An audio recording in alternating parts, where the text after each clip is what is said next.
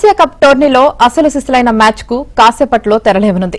Sunday block buster గా అలరించనున్న ఈ సమరంలో దాయాదులు భారత్ పాకిస్తాన్ జట్లు ఢీకొనబోతున్నాయి. అంతర్జాతీయ టోర్నీలో భారత్ పాకిస్తాన్ జట్లు తలపట్టం చూస్తూనే ఉంటాం. కానీ ఈసారి ఇరు జట్ల మధ్య మ్యాచ్ ప్రత్యేక పరిస్థితుల్లో జరగబోతోంది. పహల్గాం ఉగ్రదాడి నేపథ్యంలో ఇరు దేశాల మధ్య యుద్ద వాతావరణమే నెలకొంది. అందుకే పాక్తో క్రికెట్ ఆడడం అవసరమా అని ఇప్పటికే భారత్లో తీవ్ర వ్యతిరేకత వ్యక్తమవుతోంది. పలు రాజకీయ పార్టీలు కూడా దీనిపై గలమెత్తుతున్నాయి. ఇలాంటి తరుణంలో పాక్తో పోరుకు టీమిండియా సిద్దమైంది. యుద్ద భూమిలోనే కాదు, మైదానంలోనూ పాక్ భరతం పట్టేందుకు సూర్యకుమార్ నేతృత్వంలోని భారత యువ ఆటగాళ్లు ఎదురుచూస్తున్నారు.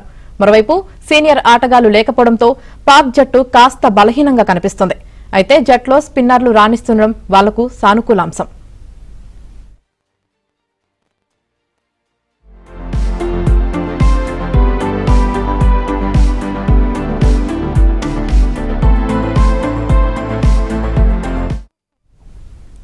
పాక్తో పోల్చుకుంటే ప్రపంచ అగ్రశ్రేణి బ్యాటర్లతో కూడిన భారత జట్టు అత్యంత పటిష్టంగా కనిపిస్తుంది.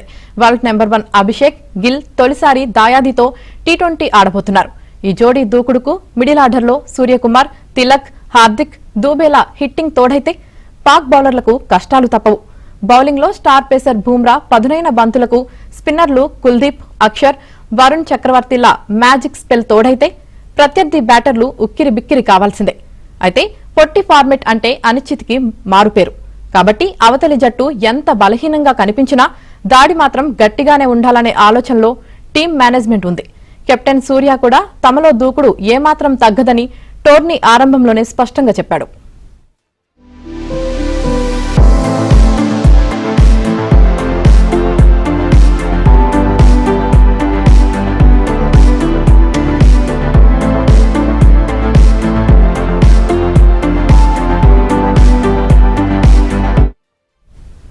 తాజా పాక్ జట్ లైనప్ ను గమనిస్తే బహుశా 2-3 ఆటగాళ్ల పేర్లు తప్ప ఇతరుల గురించి క్రికెట్ అభిమానులకు అంతగా తెలిసి ఉండకపోవచ్చు.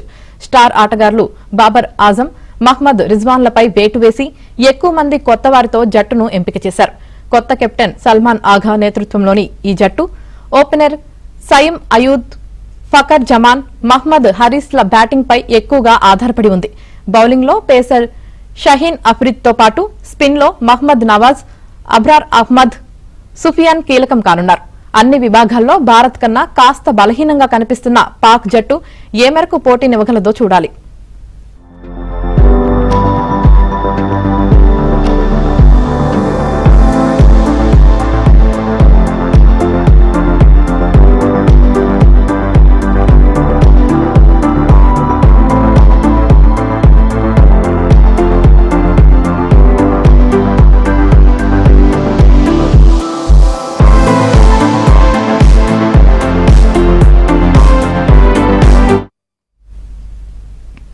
ఇక దాయాదుల పోరును చూసేందుకు విజయవాడలో క్రికెట్ అభిమానులు ప్రత్యేక ఏర్పాట్లు చేసుకుంటున్నారు. టీమిండియాకే విజయం వరిస్తుందని ధీమా వ్యక్తం చేస్తున్నారు. మరింత సమాచారం మా ప్రతినిధి ప్రసాద్ అందిస్తారు. ఆసియా కప్ టోర్నమెంట్ లో భాగంగా ఈరోజు దాయాదుల పోరుకు రంగం సిద్ధమైంది. ఈరోజు సాయంత్రం 8 గంటలకు పాకిస్తాన్ ఇండియా మ్యాచ్ల మధ్య జరిగే పోరు రసవత్తరంగా ఉంటుందని కూడా భావిస్తున్నారు. అయితే గత టోర్నమెంట్లు చూసుకుంటే ఎక్కువ ఇండియానే ఆధిక్యంలో ఉందని కూడా చెప్తా ఉన్నారు. అయితే ఈ రోజు మ్యాచ్ ఎలా ఉండబోతుంది, అలాగే ఎవరి పర్ఫార్మెన్స్ ఎలా ఉండబోతున్న అంశాలపై విజయవాడ క్రీడాకారులు, విజయవాడ యువ క్రికెటర్లు మనతో పాటు ఉన్నారు. తమ్ముడు చెప్పు, ఎట్లా ఉండబోతుంది వాళ్ళ మ్యాచ్? ఇప్పటివరకు ఈ టోర్నమెంట్ లో మన ఇండియా పర్ఫార్మెన్స్ ఎలా ఉందన్న?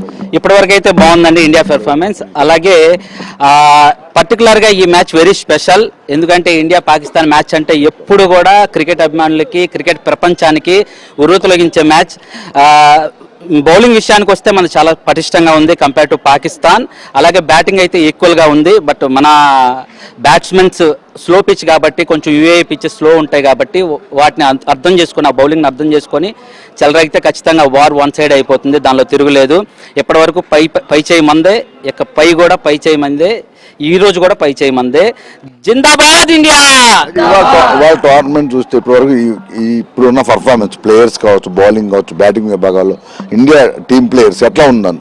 పటిష్టంగా ఉందండి, ఈక్వల్ గా ఉంది. బౌలింగ్, బ్యాటింగ్ అలాగే ఆల్రౌండర్స్ కూడా ఈక్వల్ గా ఉన్నారు. పర్టికులర్ గా ఈ రోజు కుల్దీప్ యాదవ్ ని ఆడించడం చాలా ఇంపార్టెంట్.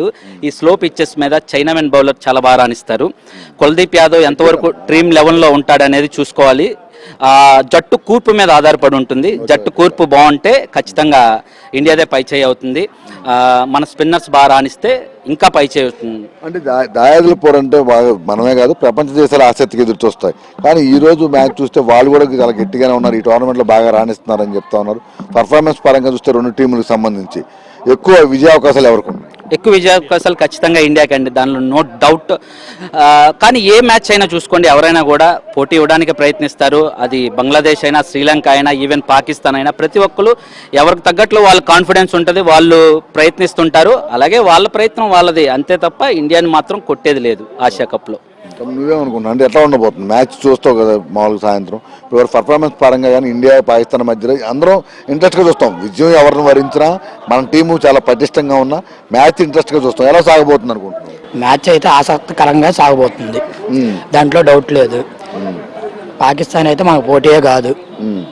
ఓకే, ఇంకా అంటే ప్లేయర్స్ ఇప్పుడు బ్యాటింగ్ లో టాప్ ఆర్డర్ ఎట్లా ఉంది? మీరు రోజు చూస్తూ ఉంటారు కదా. టాప్ ఆర్డర్ అయితే చాలా పటిష్టంగా ఉంది. మన టాప్ ఆర్డర్ని కొట్టేది అయితే లేదు. అయితే ఇప్పటి వరకు టీము సిరీస్ ప్రకారంగా చూసుకుంటే మన టీం ఆడింది చాలా చిన్న టీంతో, దాన్ని కంపేర్ చేసుకోవడానికి అవసరం లేదు. పాకిస్తాన్ కూడా చిన్న టీంతోనే ఆడింది, అందుకని దాన్ని కూడా మనం కంపేర్ చేసుకోవడానికి అవకాశం లేదు. మన టీంతో అయితే పాకిస్తాన్ మీద ఇది మన టీమే కొట్టింది. ఓకే, ఇది ముఖ్యంగా చూస్తూ ఉన్నాము. ఈరోజు ఆ ఇండియా పాకిస్తాన్ దాయాదుల పోరుకు సంబంధించి తప్పకుండా మ్యాచ్ రసవత్తరంగా ఉన్నప్పటికీ అంతిమంగా భారత్ విజయం సాధిస్తుందని చెప్పి విజయవాడ క్రీడాకారులు, క్రికెట్ అభిమానులు ధీమాగా చెప్తా ఉన్నారు. ఇంకా చాలా చోట్ల కూడా ప్రత్యేక స్క్రీన్లు కూడా ఏర్పాటు చేసి ఈ మ్యాచ్లు వీక్షించేందుకు కూడా ప్రత్యేక ఏర్పాట్లు చేస్తున్నారు. దీంతో సాయంత్రం 8 గంటల నుంచి 11 గంటల వరకు కూడా ఈ మ్యాచ్లు వీక్షించేందుకు ఎవరికి వారి టీవీలకు అతుక్కుపోయే విధంగా అన్ని రకాల ఏర్పాట్లు చేసినట్టు కూడా విజయవాడలో చాలా మంది క్రీడాభిమానులు చెప్తున్నారు. గుడిన స్థాయితో వరప్రసాద్, ఎబిరాంధ్రజ్యోతి, విజయవాడ ఇందిరాగాంధీ